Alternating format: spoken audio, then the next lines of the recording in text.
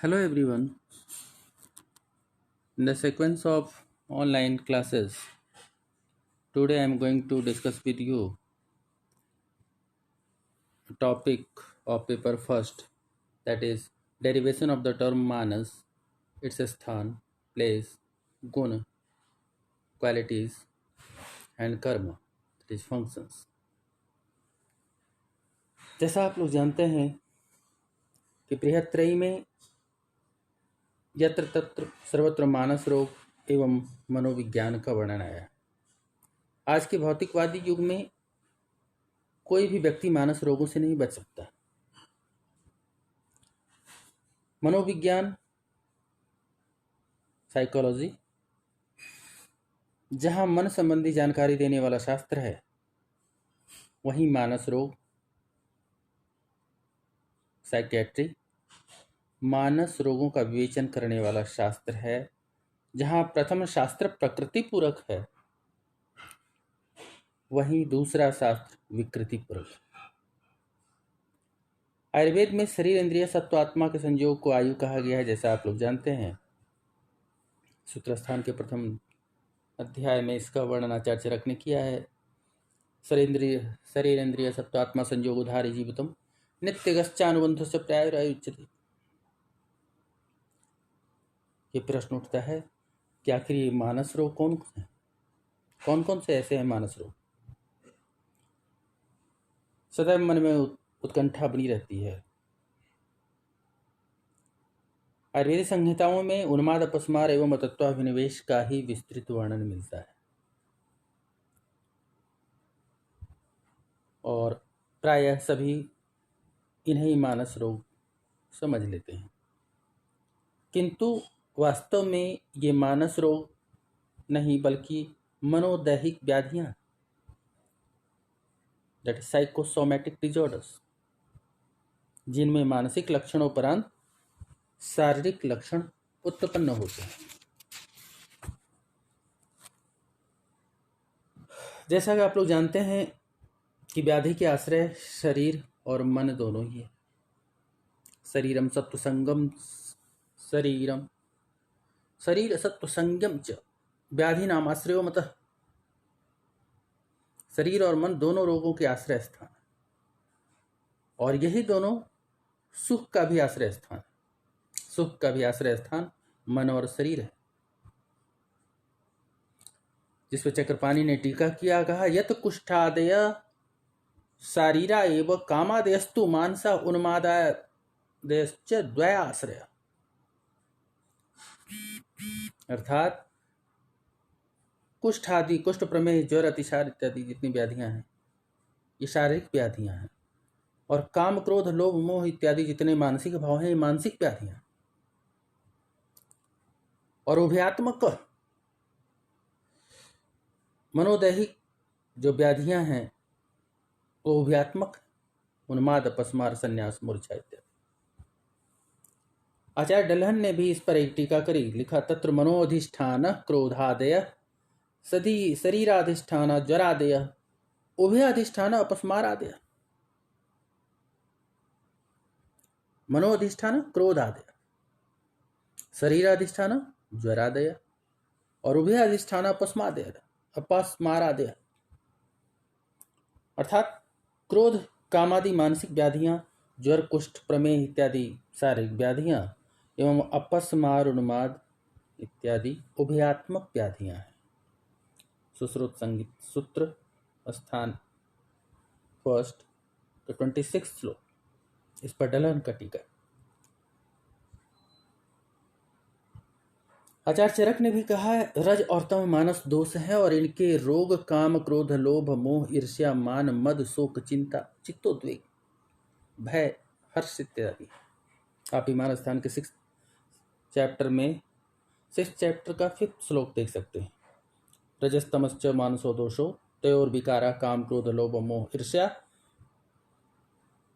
मान दशो मान, मद, शोक, चित्तो उद्वेग, भय, हर्षादि। अर्थात इन विवेचनों से हमें पूर्ण विश्वास है कि मानस व्याधियां, शारीरिक व्याधियां एवं मनोदैहिक व्याधियां को अलग अलग समझने में अब कोई कठिनाई नहीं होनी चाहिए। या यूँ कहें कि काम, क्रोध, लोभ, मोह आदि जो प्राकृत अवस्था में मानसिक भाव कहे जाते हैं, किंतु विकृत अवस्था में मनोदैहिक संतुलन से बाहर, beyond the limit of mind and body, ये ही मानस रोग कहे जाते हैं। हमारे सिलेबस में यहाँ लिखा डेरिवेशन ऑफ द टर्म मानस, मन शब्द की निरुक्ति। आचार्यों ने कहा मन ज्ञाने बोधने वा, अर्थात ज्ञान या बोधन क्रिया के लिए प्रयुक्त होने वाली मन धातु से मनस या मन शब्द उत्पन्न होगा। मन्यते, ज्ञायते, अवबुध्यते अनेन इति मन, अर्थात जिसके द्वारा जाना जाए या ज्ञान प्राप्त किया जाए या ज्ञान का बोध हो। मन्यते, ज्ञायते, अवबुद्धते अनेन इति मन, उसे मन कहते। चरक संहिता में भी कई स्थानों पर मन की परिभाषा दी गई है, जैसे सत्वम उच्यते मन, सत्व को मन कहा। तत्शरीरस्य, अर्थात तत्शरीरस्य, संधि विच्छेद करें होगा तत्शरीरस्य, तंत्र कमात संयोगात, और वह मन आत्मा के संयोग से शरीर का तंत्रक अर्थात धारक और प्रेरक है। सूत्र स्थान, चरक सूत्र स्थान 8 में मन के बारे में कहा अतीन्द्रिय पुनर्मन सत्व संज्ञक चेतः इत्याहुरेके, अर्थात मन अतीन्द्रिय है, इसी को लोग सत्व या चेत भी कहते हैं।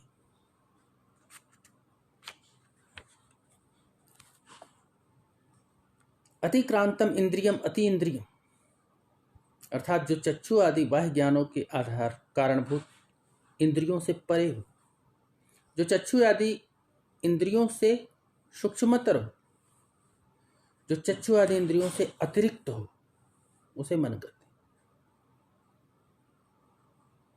अस्ति खलु सत्वमौपपादुकम, या यूं कहें अस्ति खलु सत्वम औपपादुकम, अर्थात इस मन को औपपादुक अर्थात एक शरीर से दूसरे शरीर में गमन करने वाला कहा जाता है।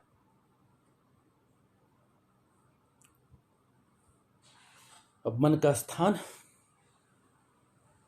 इट्स अ स्थान दैट इज प्लेस ऑफ मन। भिन्न भिन्न संहिताओं में मन के स्थान के बारे में अलग अलग मत है या अलग अलग वर्णन किया गया है। जैसे मन का स्थान हृदय भी माना गया है, मन का स्थान सिर माना गया है, मन का स्थान सिर और हृदय, मन का सर्व शरीर भी माना। मन का स्थान हृदय ऐसा बृहत्त्रयी में आया है, चरक सुश्रुत भागवत तीनों संहिताओं में मिलता है।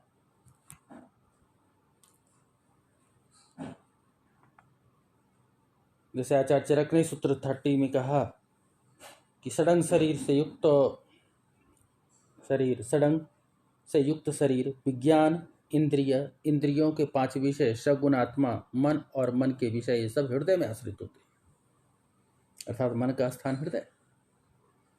आचार्य सुश्रुत कहते हैं हृदय चेतना स्थानम उक्तम सुश्रुतम देहिना, हृदय चेतना का स्थान। सुश्रुत ने ही शारीर के 3rd चैप्टर में कहा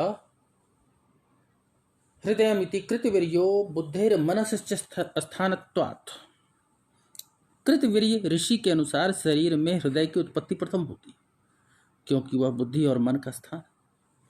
अष्टांग हृदय में इसी बात को कहा गया है सत्वादिधामम हृदयम मस्तनोरः कोष्ठमध्यगम, सत्वादि का निवास स्थान हृदय है, जो स्तन पूर्व कोष्ठ के मध्य में स्थित है। स्तनोरः कोष्ठमध्यगम। कुछ आचार्यों ने कहा मन का स्थान हृदय की जगह पे सिर भी।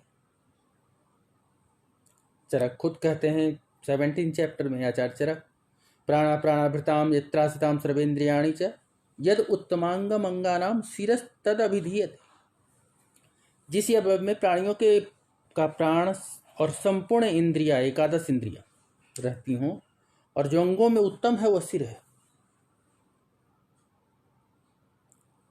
सिद्धि स्थान में आचार्य चरक ने द्वारा कहा, शिरसी इंद्रियाणि इंद्रिया प्राणवाहानि च स्रोतांसि सूर्यमिव गर्भस्थया संसृतानि, कि सिर में इंद्रियां, इंद्रिया का अर्थ एकादश इंद्रिय, और इंद्रिय प्राणव स्रोतस उसी प्रकार स्थित है जिस प्रकार सूर्य में रश्मियां।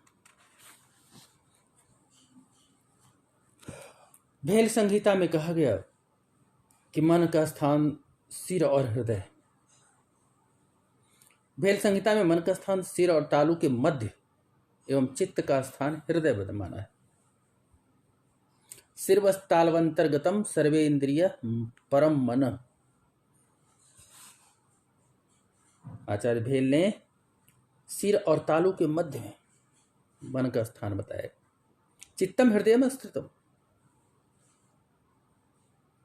या चित्तम हृदय संस्कृतम, चित्त का स्थान हृदय। आचार्य चरक ने खुद विमान स्थान 5 चैप्टर 7 श्लोक में कहा कि मन का स्थान संपूर्ण शरीर बताया। तद्वदति इंद्रियाणाम पुनः सत्वादीनाम केवलम चैतनावत् शरीरम अयन भूतम अधिष्ठानम भूतम। सत्व और अतीन्द्रिय भावों का संपूर्ण सजीव शरीर अयन भूत और अधिष्ठान रूप में होता है। चरक संहिता में ही मन का त्वचा से समवाय संबंध बताया गया है, अर्थात त्वक संपूर्ण शरीर में व्याप्त है, इसलिए मन भी सर्व शरीर में व्याप्त है। मन के गुण आप लोग जानते हैं, अनुत्तम मत चैकत्वम दो गुणों मनसो स्मृत। अणु, 2 गुण मन के बताए गए हैं, क्वालिटीज ऑफ मन। अणु, अणु का मतलब सूक्ष्म,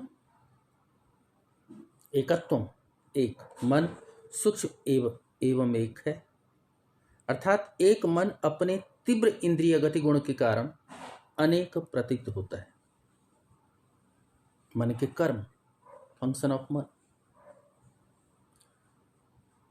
चरक शारीर प्रथम चैप्टर कतिधा पुरुषी अध्याय, शायद यही नाम है फर्स्ट चैप्टर का, जहां आचार्य चरक लिखते हैं, इंद्रिय अभिग्रह कर्म मनसः स्वस्य निग्रह वो विचारश्च ततः परम बुद्धि प्रवर्तते। इंद्रिय अभिग्रह अर्थात इंद्रियों में अधिष्ठित रहना, संपर्क में रहना, मन के कर्म है। स्वस्य निग्रह, स्वयं का निग्रह या नियंत्रण करना। जैसा आचार्य चरक ने कहा भी है एक शारीर स्थान में, धृत्य ही नियमात्मिका, मन का नियंत्रण करने वाली बुद्धि का भाग धृति, वो ही है। निर्विकल्पक अर्थात विशेषता रहित आलोचनात्मक ज्ञान, अर्थात संभावना के द्वारा जैसे यह कार्य इस प्रकार होगा, इंद्रिय अधिष्ठित मन से इंद्रियों द्वारा जो ज्ञान प्राप्त किया जाता है वह निर्विकल्पक ज्ञान है। विचार है, त्याज या ग्राह्य विषयों पर विचार करना मन का कर्म है। इस प्रकार से मन के 4 कर्म हुए, इंद्रिय अभिग्रह, स्वस्य निग्रह, वही और विचार। ठीक इसी प्रकार से मन के विषय आचार्य चरक ने शारीर स्थान में ही मन के विषय के बारे में बताया। चिंत्यम विचार्यम मुह्यम च ध्येयम संकल्पैव यत् किंचिन मनसो ज्ञेयम तत्सर्वम अर्थसंगकम्। चिंत्य, मन द्वारा चिंतन किए जाने योग्य विषय, जैसे यह करने योग्य है या नहीं, चिंत्य। विचारे, उत्पत्ति या अनुत्पत्ति तर्क के द्वारा यह करने से लाभ होगा और यह करने से हानि होगी, इसको विचार कहा। वही है संभावनाओं के द्वारा, जैसे यह काम इस प्रकार होगा, यह पॉसिबिलिटी है। ध्येय, ध्यान या भावना, ज्ञान का विषय।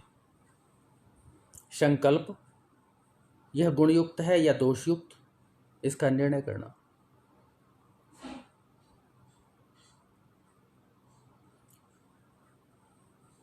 अन्य विषय जो मन द्वारा ग्रहण किए जाते हैं, जैसे सुख दुख इत्यादि, ये भी मन के विषय हैं, परंतु मुख्य रूप से यहाँ चिंत विचार ओय ध्येय संकल्प, इसको विशेष रूप से मन का विषय आचार्य ने माना है। अब इसके आगे हमारे सिलेबस में मानस व्याधियों का चिकित्सा है, या मानस रोगों का चिकित्सा सूत्र है, तो उस पर हम नेक्स्ट क्लास में बात करेंगे। धन्यवाद।